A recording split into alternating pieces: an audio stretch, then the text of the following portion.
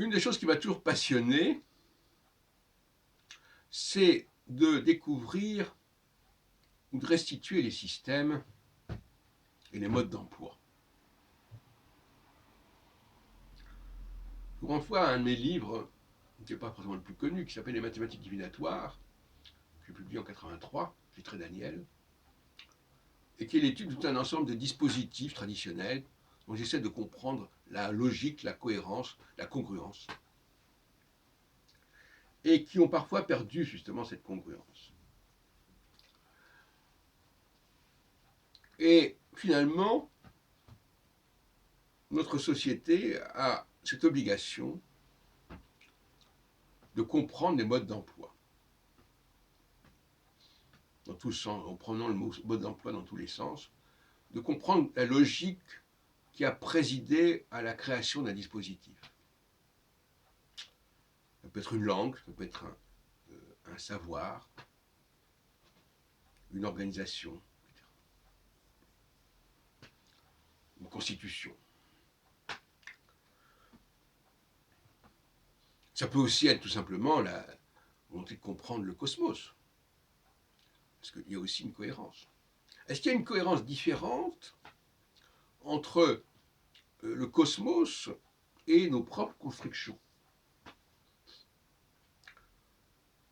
Oui et non. Parce que, au fond, celui qui crée, que ce soit le créateur ou au sens le plus large du terme, ou bien quelqu'un qui crée quelque chose à une toute petite échelle, le processus, c'est toujours une certaine organisation, un certain ordre qu'on met en place, une certaine logique de processus. La différence, c'est que dans un cas, le créateur, c'est l'homme au petit niveau, et c'est Dieu au grand niveau. C'est un peu ça. C'est pas la même échelle. Et d'ailleurs, quand on relit le livre de la Genèse, on voit bien qu'il n'est pas du tout question de créer des objets, des villes, des temples, quoi que ce soit. Et d'ailleurs, la tour de Babel, elle va être détruite par Dieu. Or, la tour de Babel, c'est une création de l'homme. Donc, l'homme peut aussi créer, que ça plaise ou non à Dieu,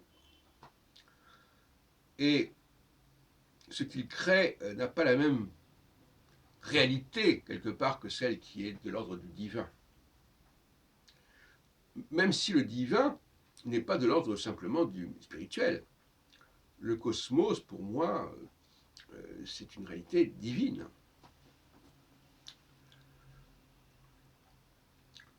Donc, on est dans le cas dans le domaine du matériel, quelque part. Que ce soit de l'ordre de Dieu ou de l'ordre de l'homme.